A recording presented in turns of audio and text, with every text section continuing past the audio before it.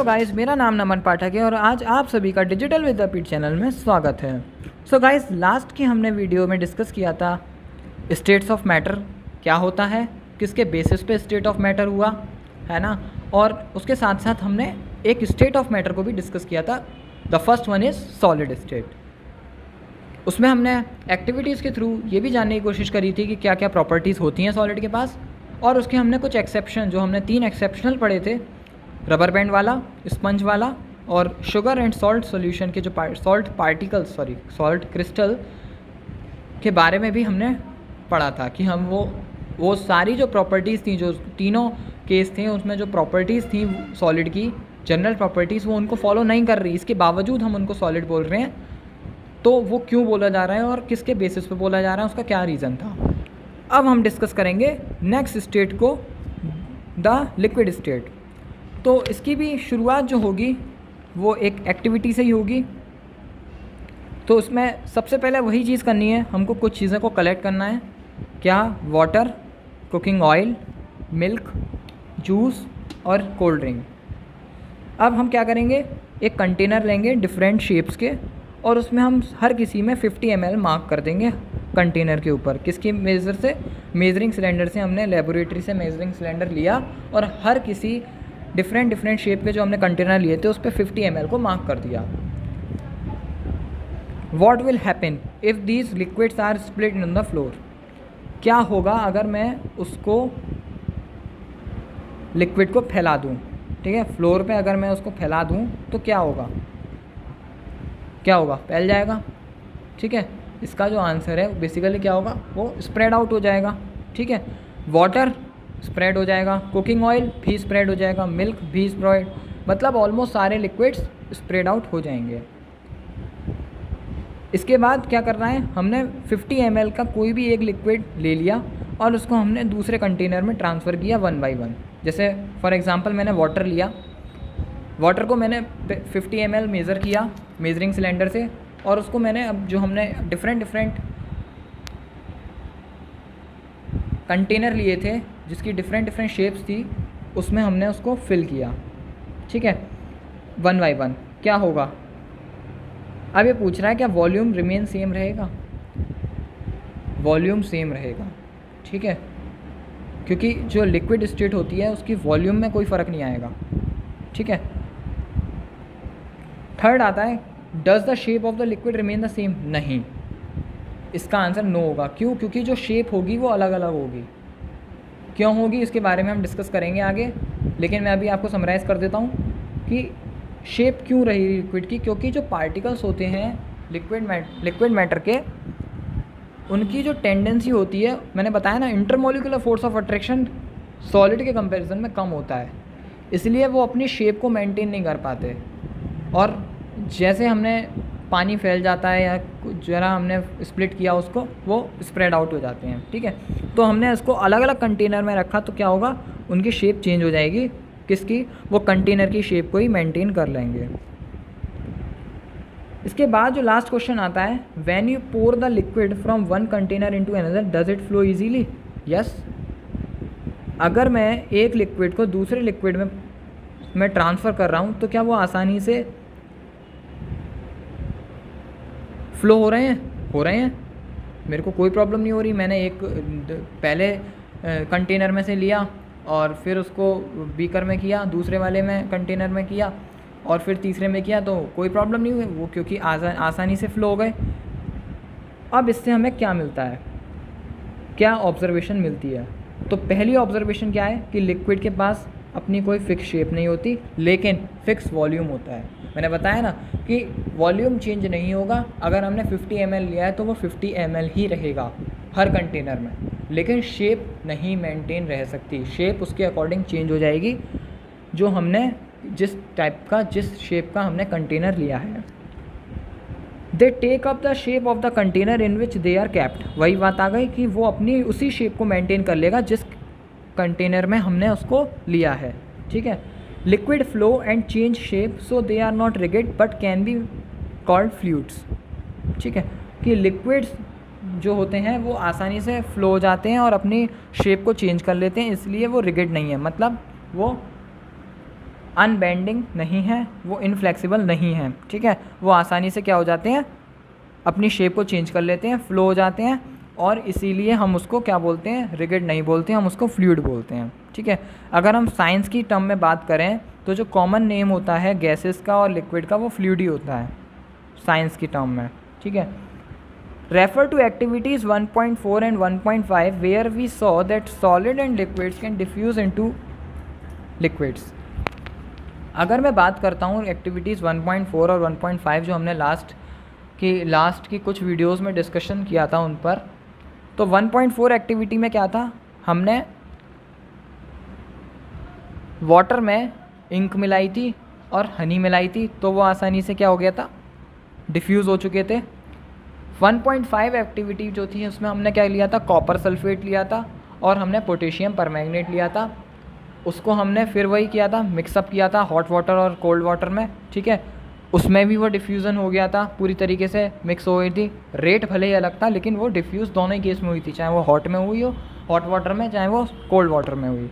तो उन एक्टिविटीज़ से हमको क्या मिलता है कि जो गैसेस होती हैं एटमॉस्फेयर में वो आसानी से डिफ्यूज़ हो जाती हैं और वाटर में डिज़ोल्व हो जाती हैं। ये भी हमको एक बहुत ही ज़्यादा इम्पॉर्टेंट फैक्ट मिला। These gases, especially oxygen and carbon dioxide, are essential for the survival of the aquatic animals and plants. अच्छा, ये जो गैसेस होती हैं स्पेशली ऑक्सीजन और कार्बन डाइऑक्साइड की बात करूँ तो ये बहुत ज़्यादा ज़रूरी है एक्वेटिक एनिमल्स और प्लांट्स के सर्वाइवल के लिए। अच्छा, कभी सोचा कि हम जिस नेचर में, हम जिस एनवायरनमेंट में रहते हैं वहाँ तो चलो गैसेस हैं, ठीक है, वहाँ पे हमको इजीली कार्बन डाइऑक्साइड भी प्लांट्स को मिल जाती है और हमको आसानी से ऑक्सीजन मिल जाती हैं। लेकिन जो एक्वेटिक एनिमल्स होते हैं या प्लांट्स होते हैं जो कि पानी के अंदर होते हैं, उनके पास तो कोई गैसियस नेचर ही नहीं है आसपास, है ना। वो तो लिक्विड स्टेट में है ना, वाटर जो है वो लिक्विड स्टेट में है। और जितने भी एनिमल्स हैं या जितने भी प्लांट्स हैं वो सब क्या हैं, वो एक ऐसे एनवायरनमेंट में हैं, एक ऐसी सराउंडिंग में हैं जो कि पूरी लिक्विड स्टेट है। तो अगर ऐसा होता कि गैसेस जो होती हैं वो डिफ्यूज़ ही नहीं हो पाती लिक्विड में, तो एक्वेटिक लाइफ पॉसिबल ही नहीं थी, चाहे वो प्लांट्स की बात करूं चाहे एनिमल्स की बात करूं, क्योंकि प्लांट्स को कार्बन डाइऑक्साइड चाहिए और एनिमल्स को ऑक्सीजन चाहिए, तो उनकी लाइफ तो पॉसिबल ही नहीं थी।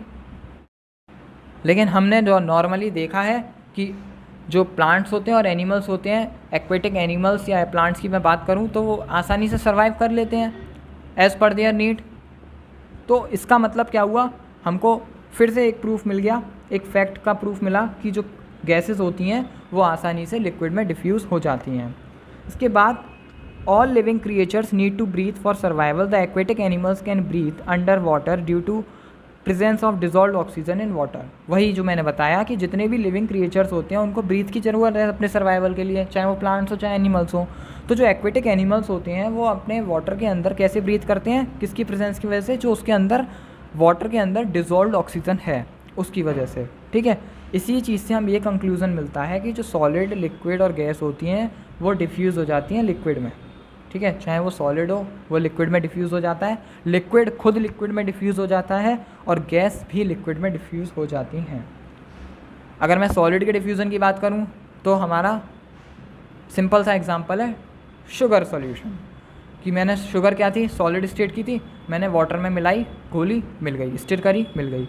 लिक्विड से लिक्विड की बात करूं एग्जांपल के तौर पे, अगर मैं लिक्विड कॉपर सल्फेट ले लेता हूं या फिर मैं लिक्विड इंक ले लेता हूं, उसको मैंने वाटर में डाला जो कि एक लिक्विड स्टेट है, वो भी मिक्सअप हो जाएगा, डिफ्यूज़ हो जाएगी एक दूसरे में। हम डिफ्रेंशिएट नहीं कर सकते उनकी बाउंड्रीज़ को, उनकी नेचर को पार्टिकल्स के।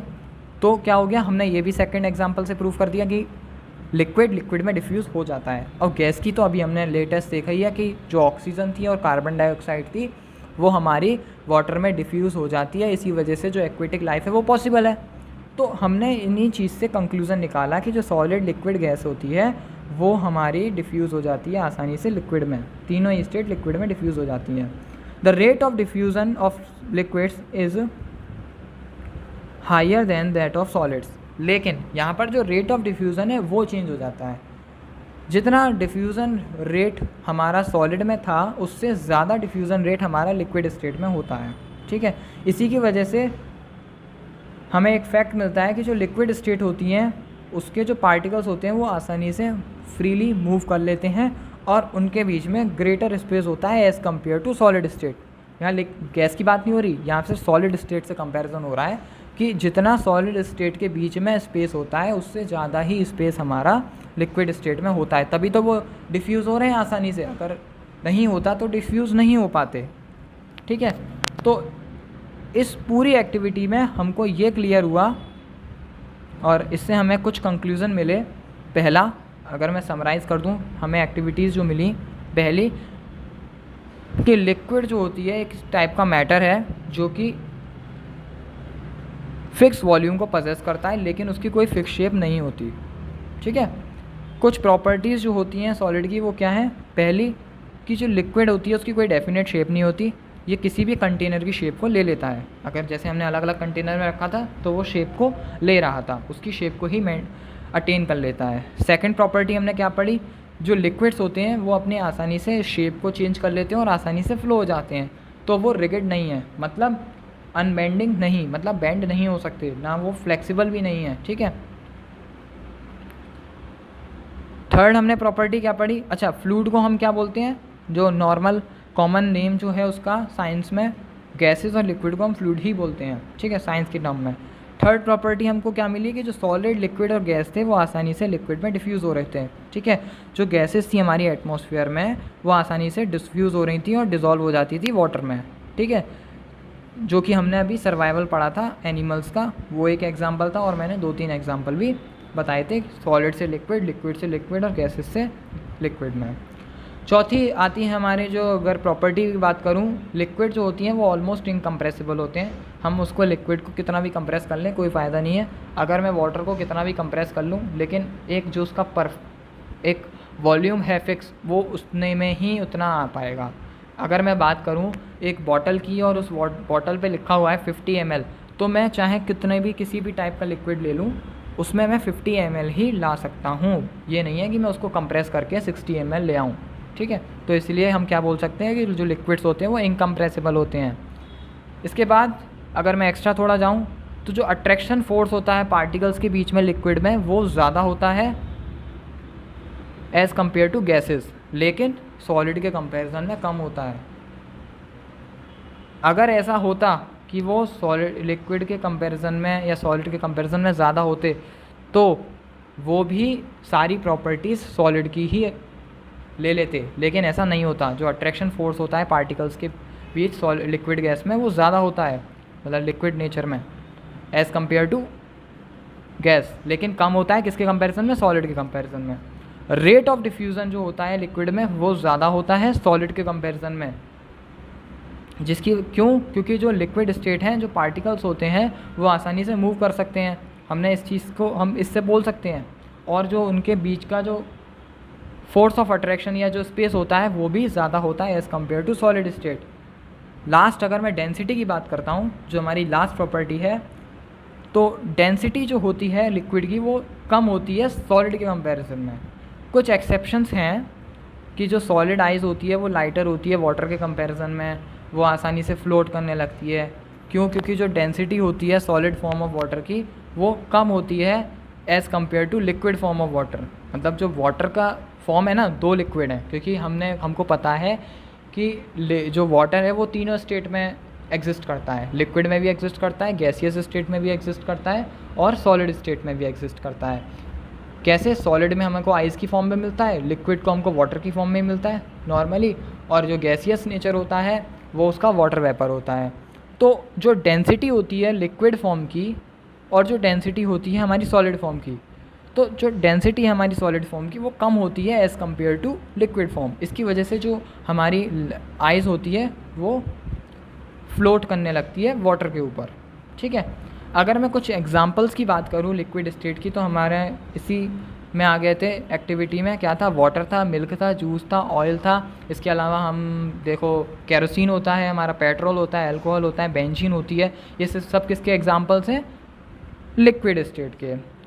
अब इसके बाद हम नेक्स्ट वीडियो में डिस्कस करेंगे गैसियस स्टेट के बारे में। आई होप कि आपको सॉलिड स्टेट जो हमने लास्ट वीडियो में डिस्कस करी थी और लिक्विड स्टेट जो हमने इस वीडियो में डिस्कस करी है वो आपको क्लियर हो चुकी होगी। इसके बावजूद अगर आपको कोई भी 0.1% भी आपको डाउट है तो आप मेरे को कमेंट करिए, मैं आपके एक एक बच्चे के कमेंट का रिप्लाई दूंगा और उसके डाउट को क्लियर करने की कोशिश करूंगा। इसीलिए आप मेरे को इंस्टाग्राम पे फॉलो कर लीजिए, आप मेरे को इंस्टाग्राम पे डायरेक्ट मैसेज कर सकते हैं।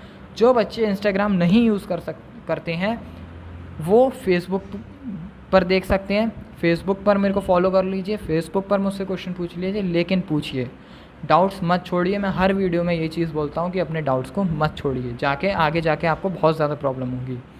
Thank you guys, take care.